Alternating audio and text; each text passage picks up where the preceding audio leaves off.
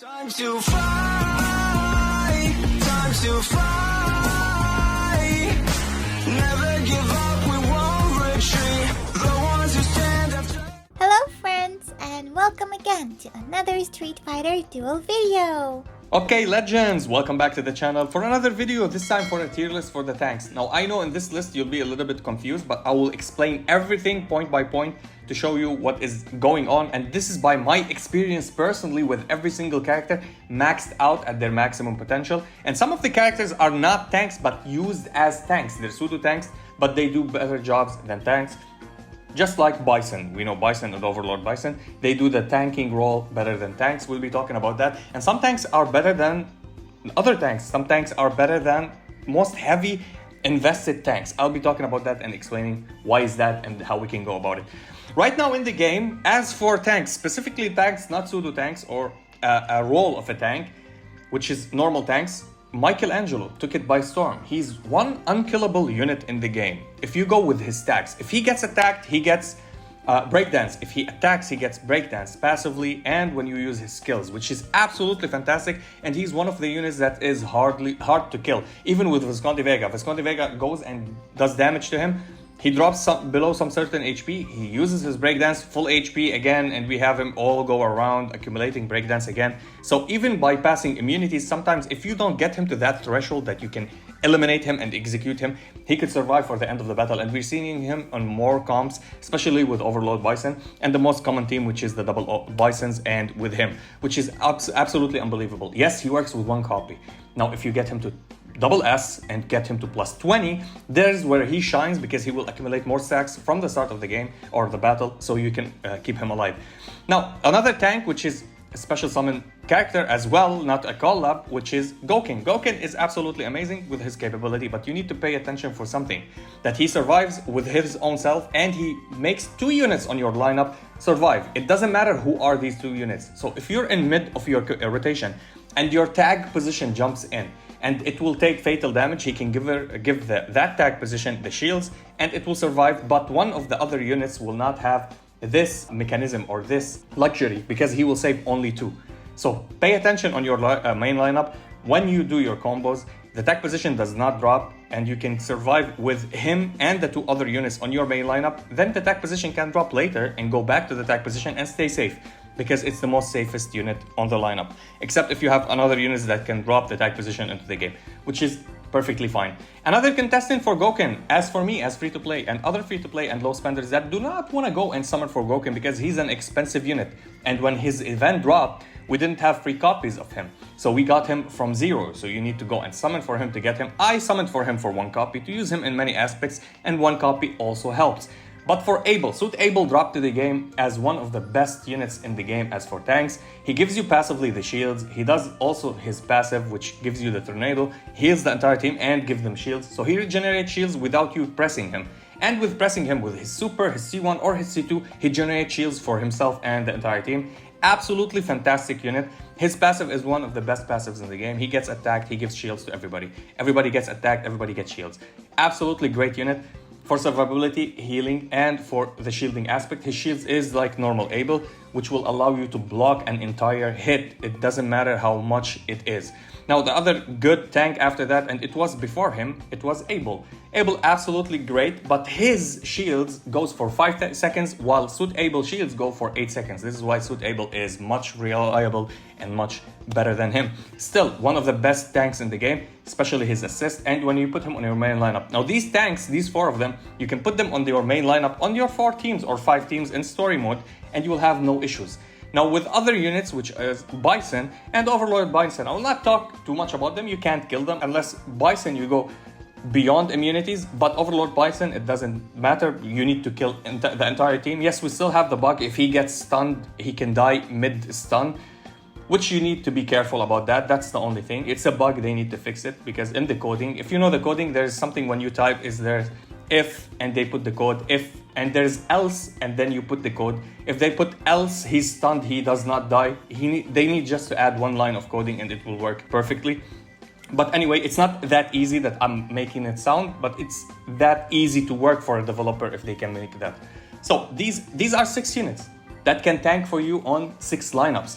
that you can use on your story mode, also in towers. So you can pick 5 of them to be on one lineup, on the same on different lineups, and one of them to be on the same lineup with other units. So you can play double Bison, let's say, or you can play double Able or something like that, which is absolutely fantastic. You can use that, or you can play Michelangelo with Bison or Overlord Bison if you want to play this comp, because it's a stable comp. He doesn't die, and you can play his super C1 from Bison, C2 from him, or super from normal Overlord Bison, C1 from Michelangelo, C2 from Overlord Bison, and it will be great.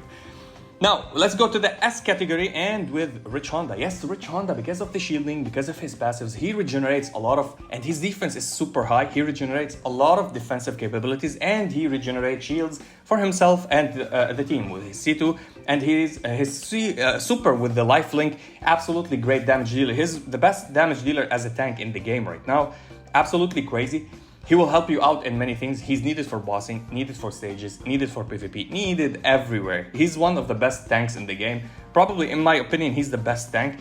Survivability issues? Yes, he can't survive as much as the surviving top tier units that can only tank for you. I'm talking about only tanking. Yes, he comes second to these units that I put up there. You can test it on your own. Put Able on his own, let him get so much punches. Put Suit Able on his own, let him get so much punches, or anybody of these. And then put Rich Honda and check how many punches he can take, especially if you're fighting a team with Rose. If your enemy has Rose, she has this big, massive auto attack that if she hits him, she can one-tap him sometimes or get him below some certain of HP. And this is what you need to be careful about. Now, E-Honda, which is another type or version of Honda, which is absolutely great. Now that he does also damage sharing, that he gives you the wall for range attack to not hit you. Also, he survives a lot because he gets damage immunity, and it has a trigger interval. I think it's for 12 seconds or 15 or 20 seconds, let's say. And after that, he also activates it once again. He regenerates HP, plus give you the wall again when he drops down there, and he's damage immune. Yada yada, he survives until the end of the battle. We're seeing them also with double Bison teams, and sometimes with Overlord Bison, or sometimes or some compositions and shenanigans like that you can use him with them. Absolutely a great unit. This is one of the tanks that can tank for you in story mode. I could put him up there, but I will put him down here because he doesn't offer more than what the others offer. Actually, he does offer more than the others offer because he can stun as well. It's up to you, but as for the list, surviving on his own, they can survive an entire combo on their own, while him, when his immunity fades away, he can die literally to an auto attack. That's the only problem with him. He triggers his immunity quickly, but if you time your combos and you know how to rotate with them, it will be more helpful. I can put him, he's between SS and S. It depends on you. This is my preference. This is my opinion, so I put him in S, and it's up to you to choose. It's no wrong to use him on a lineup. I'm sometimes using him on a different lineup to tank for me, actually. Now, for Nero next. Yeah, I know many of you tell me, oh, Nero is amazing as an amazing tank. Yes, he is. He's a great tank because of his survivability. He counter attacks. He gives you a lot of parry, so you can parry and not get hit by the enemies. He regenerates health. If you play him on if you play Witch Jury as an assist on him, he will regenerate even more health. Absolutely great tanking capabilities. The problem, what's the problem? On high deficit stages, that's just like Honda and Rich Honda.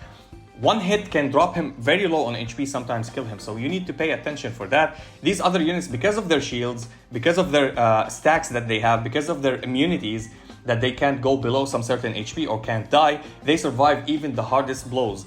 But this guy can maybe get one tap, so you need to pay attention with that. Yes, he can survive as a tank, but he comes second to these top tier tanking units. Yes, I know Bisons are not tanks, but they do better than normal tanks.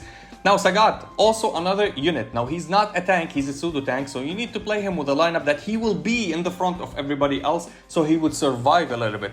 Now of course I could play Seth here, but Seth sometimes get one shot, he doesn't even trigger his immunity. This is why I didn't put him as a pseudo tank. I tried him to be a pseudo tank, but he never worked for me.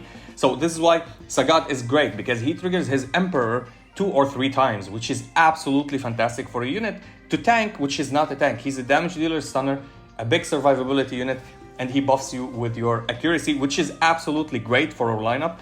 Still, you can use him as a tank or a pseudo tank, depending on your lineups, which he does even better than the normal tanks that we have, such as somebody like Makoto, somebody like T-Hawk, and we'll be talking about them later. Wrestling Hugo. Wrestling Hugo became fast one of the best tanks in the game. Now, you could say that he's good with buffing and debuffing the bosses with his C2 and his C1, but as a tank, his skills and his survivability and the shields that he generates is absolutely phenomenal, and he decreases the damage that he takes. He is really a good, solid tank. I didn't think that he would survive that much. I had him at 1 copy, got him to 2 copies, I think, and I'm using him on a lineup that he is surviving more than my Zangief. I was like, how could he survive with no investment on him, just gears, random gears, and an assist on him? And the same thing goes for my Zangief that is fully built, and he couldn't survive the same things that he survived. Absolutely a great tank.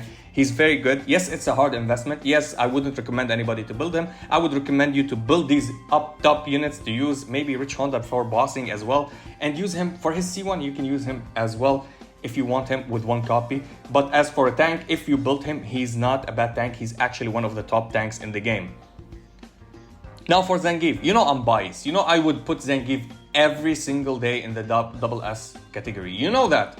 But to be realistic, he's a good solid tank, especially versus fire, versus thunder, versus soul damage. But the thing is that he doesn't survive as much as the rest. If he takes a hard hit or a hard blow, he will die. The damage will be reduced. He will generate a little bit of HP, but you need a healer or a shielder on your team to keep him surviving, or a lot of healing EX moves and the stuns to maintain him. He can take some hits, but you need to always heal him because he doesn't heal himself continuously. He heals himself once or twice per battle. So you need to keep that in mind. Yes, he's a great unit, and you can use his C2 to heal himself, but you need also defensive options because very much high damage can kill him as well. Yes, he gets armor, super armor, which is really fantastic for him if you use his C1. Absolutely a great unit. He's a top tank. You can use him on your 5 lineups as a main tank, but you need to keep in mind that you need to keep him surviving.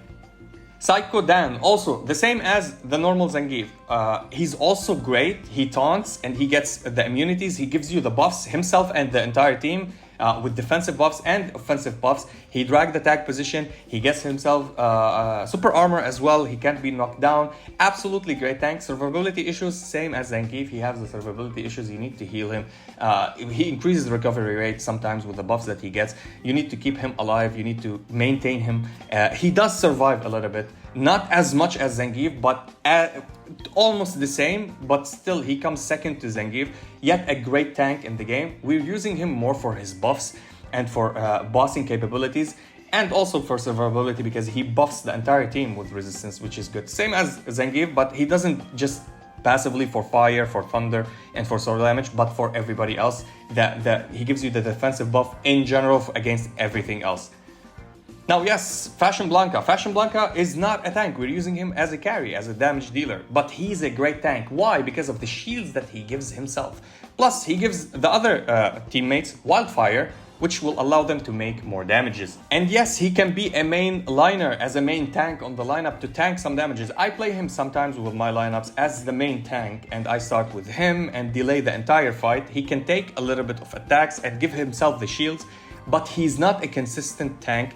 Early game, yes. Mid game, yes. Late game, you need to protect him, and he became just a damage dealer and a buffer on your team, which also he have defensive capability with giving himself shields to survive a little bit longer. Yes, he's one of the good tanks. All the other tanks that I will put in the tiers below cannot survive as much as him.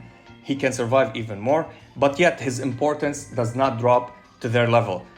Next, Gormagala Khan. Yes, he's not a tank, he's a balanced character, but the defensive rate that he has, the high numbers of HP and defense that he has also as a character, because he dropped as an OP stat-wise unit, and he's absolutely great. You can play him on a lineup, especially in PvP. We're using no tanks and we're playing him as the tank. He takes and soaks a lot of damage, plus he reduces the attack of the enemies, and this will help him survive a little bit more.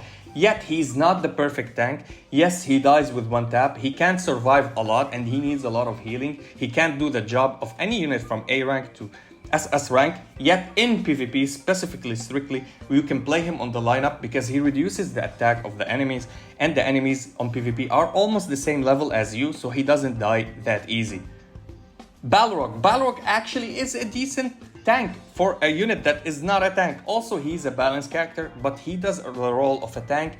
He does not survive as much as Zangief or as much as Psycho Dan or Fashion Blanca. Yet he does survive a little bit more than Gormagala can, I would say. I tested him a lot. I use him on my 5 teams on chapter 43. And he survived a lot, actually, even versus heavy hitters, such as Rose with her heavy punch. He did survive it. He didn't die immediately. Other units were dying immediately. He's a good, solid unit if you don't have other alternatives, or for some reason, which nobody can understand, you didn't build any of these units from the top tier that I showed you. If you have him, like I did, I used like 2 Abels on one team, 2 Bisons on one team. One team I use Michelangelo, one team I use Honda. Now, I was like, I need another team to use another tank. I didn't have Goken or the others or the rest. So I used him and he worked just fine. He actually helped me. It was, I think, on the Guile team. Guile, Beast Zangief, and Street Poison. And it worked, actually. He survived the entire battle and I did a good amount of damages. With the stuns, of course, because if there's no stun, he would absolutely get destroyed. Another tank, which is the super RNG tank in the entire game right now. It's a hit or miss. Because of all of her dodges that she gets, it's the Makoto, the new Fire Makoto. So what she does is she gets a lot of dodge. Sometimes the enemy hit her and they whiff the entire attack. Now, if they have high pressure, they will hit her and kill her. And the odds for you to get through a stage without her dying or taking at least 1 hit and surviving, she can survive 1 hit, to be honest, but she can't survive the rest of the hits. That's why it makes her a lower tier. And now on paper, we looked at her, she was like absolutely fantastic. Oh, they will whiff the entire attacks. But actually that does not happen. The odds is for every 20 battles, maybe 1 or 2 times she will not get hit.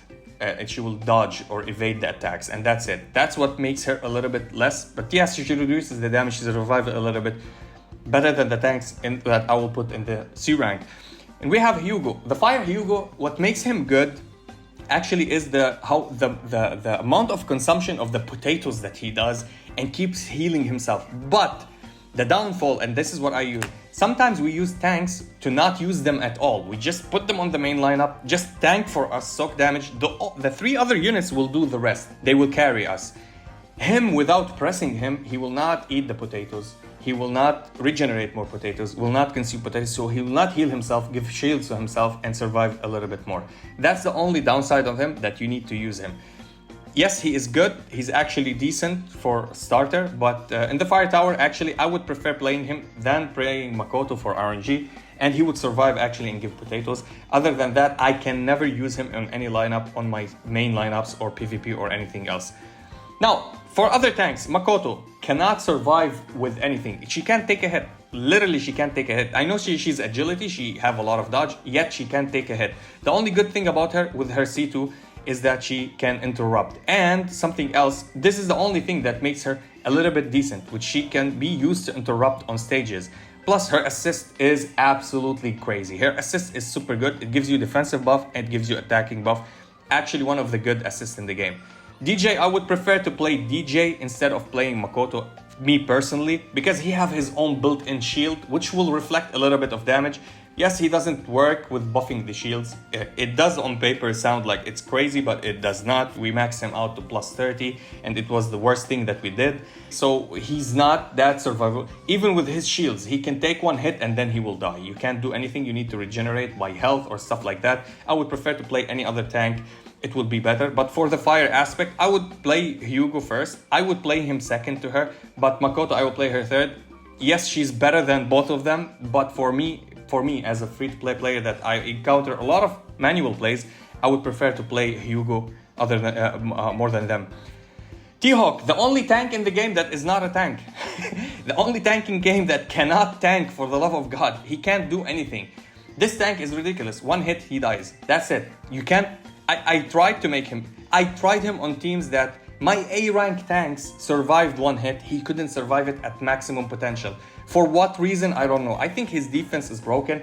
You need to click him so he can ramp up more defenses so you can use him, and he increases his defense. And if you have another unit that on your enemy side that hits you and ignore defense, that's it. He does not do anything. Literally, it bypasses his best kit, which is defense. And defense in this game is not good. It's bad. Damage immunity and damage reduction are the things that you need to focus on. This was my take. This was my list. I did this. I got a little bit of help, but basically it's my own list with my opinion, with my test and trial for the past 1.5 years. Let me know in the comment section what you think about it, and I'll be seeing you in the next one. If you enjoyed this video, please like and subscribe. If you didn't, we thank you for watching. And as always, stay frosty. Peace. Time to fly.